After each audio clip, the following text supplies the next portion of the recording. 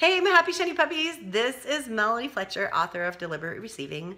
Finally, the universe makes some freaking sense. And this is day 6 in my 30-day video challenge. So what do I want to talk about today? Well, today I want to talk about the concept of receiving, which is a really big concept in my life. I mean, I named my business and my book after it, Deliberate Receiving, which was a totally inspired name and something that I have been continuously surprised just how many layers there are to that and how fitting that is for me. Because I haven't always been very good at receiving, and it's something that I continuously work on becoming better and better and better at. But there was a time many years ago that I was absolutely crap at it, because I grew up in a family where you were not allowed to ask for help. Like, asking for help was just the worst thing that you could do. It was basically baby killer asking for help, like close second. And so we weren't allowed to ask for help because you know, other people would either say no, or if they said yes, they would be doing it under duress. They wouldn't really want to do it, and so we'd be being a burden on them. And that's, you know, we never want to be a burden, never want to be an inconvenience, you know, what I talked about yesterday. And so, you know, we didn't ask for help, but it was perfectly all right to manipulate the shit out of people into doing what we wanted them to do. So, you know, the whole walking past somebody with a big heavy box and going, this is so heavy, right? And then expecting them to, you know, jump in, and if they didn't, you'd guilt the shit out of them. And so I left home when I was 19, and I went to San Francisco to go to university. And one of the first friends I made was a guy named Eddie. He was an assistant manager in a restaurant that I was also an assistant manager in. And we became really good friends. And one day, you know, he looks at me and he goes, you know, Melody, just fuck you. And I was like, what? Like, what'd I do? And he said, why don't you just ask me when you want something from me? Like, why do you have to play this stupid game where you try to guilt me into it? Give me a chance to say yes or no, you know, because then if I say yes, I don't feel bad about it. But if, you know, if you don't even give me a chance to say yes, it's like basically you're just taking it for granted that I'm going to feel bad. You're going to just, you know, that's the goal, make you feel bad so that you do it. And I was absolutely devastated, because it never occurred to me that I was doing this. I wasn't ever doing any of this consciously. And it just absolutely broke my heart that, you know, this is what I was doing to people. And from that day on, I, you know, kind of stopped and I started to change. And this whole structure of this belief system started to crumble at that point. Now, it wasn't instantaneous. It took a while. And I remember being, you know, hugely surprised the first time that I asked somebody for help, which was incredibly difficult. But when I asked somebody, you know, hey, can you just do this for me? And I'm sure it was something really small.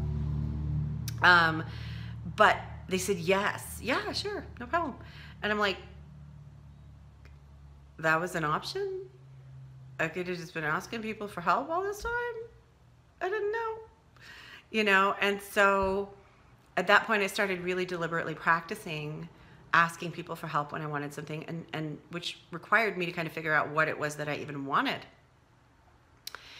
But a part of this whole belief system was that I didn't think that I was allowed to say no. That was huge.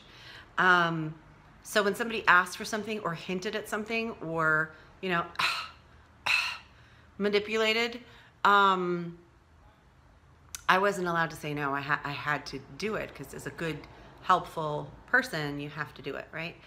And so I kind of put that shit on other people, and I thought, you know, if I'm like that, they're like that too. And so if they do say yes to doing something, they're probably doing it under duress, even though I was very happy to create that duress with manipulation. Yeah, this is all kind of really fucked up, isn't it? But I thought other people were, you know, doing things even though they didn't really want to. So I was being a huge burden or inconvenience to them. And that started to crumble as well, because I started to realize that if I asked them for help, they had the option to say no. And if they didn't say no, even though they really wanted to, that really was on them. That was their shit. Didn't have anything to do with me. And that I was allowed to say no as well, and that the world would not come to a screeching halt if I did. And as I started to clear that, and keeping in mind that I had no idea what I was doing at the time, I didn't know really anything about this energy stuff. And in hindsight, I can kind of see how that all cleared up. But as I cleared that stuff, of course, more and more really helpful people came into my reality, and who would say yes, and who were, you know, healthy about it. Like, they said yes because they wanted to, not because they felt like they were doing it under duress. And more people came in who were just fine with me saying no, which is kind of a boundary setting thing, you know. And I find that a lot of my clients, you know, have various issues around letting themselves be helped, asking for help, which is an issue of receiving. And they always feel like they have to give, you know, 100 times more than they're allowed to receive. So only once they've given to a person can they then maybe allow themselves to receive a little bit. And in the beginning, when we start to work on receiving, there's often quite a bit of resistance around that, where they try to, you know, keep that balance up. And I've given this speech a lot of the time, which is, I'm going to give it here now. You don't have to work on giving. You know, if you're watching this video, if you're on my blog, if you're in my Happy Shiny Puppy army, you don't have to worry about giving. You are a giving person. I can tell you that right now. So you don't have to worry that you're going to turn into a selfish cow and you're not going to give anymore. What you want to work on is receiving, allowing yourself to receive from other people. And really, the beautiful thing is that when you allow yourself to receive, you're giving the other person a gift. Because think about this, you know, I'm sure you've had this experience where you thoughtfully found a gift for somebody, maybe a birthday gift or Christmas gift, or just, you know, something gift, and you gave it to the person and they did one of these, like, oh, you shouldn't have. And, you know, it makes you feel like crap. You're like, I put a lot of thought into this, and I was trying to make you happy, and now you're all like, oh, you really shouldn't have. And what's happening is that you're giving energy from your heart, you're sending energy from your heart out, and it's bouncing back. So they're throwing it back at you, and it doesn't feel very good. And when you give energy from your heart and it flows out and the other person receives it in their heart, it actually sort of creates a loop, a beautiful loop, because their appreciation of it, you know, sends energy back to you, and it flows freely, and it feels really, really good. So by receiving, when someone is giving, you're actually giving that person a gift back. It's a beautiful, beautiful, beautiful thing. So remember that it's always about the win-win. It's never a win-lose. If it's not a win-win, it's a lose-lose. And so if you're, you know, if you're allowing yourself to receive from other people and giving them a chance to volunteer or say no, you're just asking them for help. And then also, if they spontaneously just want to give to you, receiving that. Somebody wants to do something nice for you. Don't be all like, you know, no, not for me. No. Be like, yes, thank you. That doesn't mean that you're now entitled, you know, and expecting everybody to give. Entitlement is when you demand that others give to you, whether they want to or not. That has nothing to do with the joy of receiving.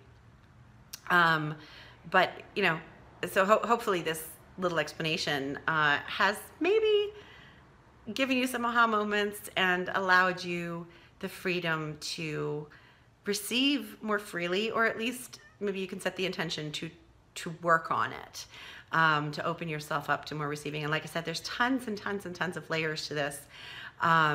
Receiving at higher and higher levels, receiving, you know, energy, receiving everything. I'll probably talk about it some more because it's way too much for like one video, and I realize this one's already kind of got a bit long, but it's Saturday, so hopefully you have the day off and you can watch a 10-minute video. Anyway, that was my little rant and about receiving. So I will see you guys tomorrow. And oh yeah, so what do I want to know from you today in the comments? I want to know, how are you at receiving? Is it an issue for you? Are you really, really good at it? What have you learned about it? Or what's your one takeaway from this video today? Okay? Okay, so I will see you tomorrow, and thank you for bringing your light to the world. Oh my God, this shit is just getting better and better, right? Bye.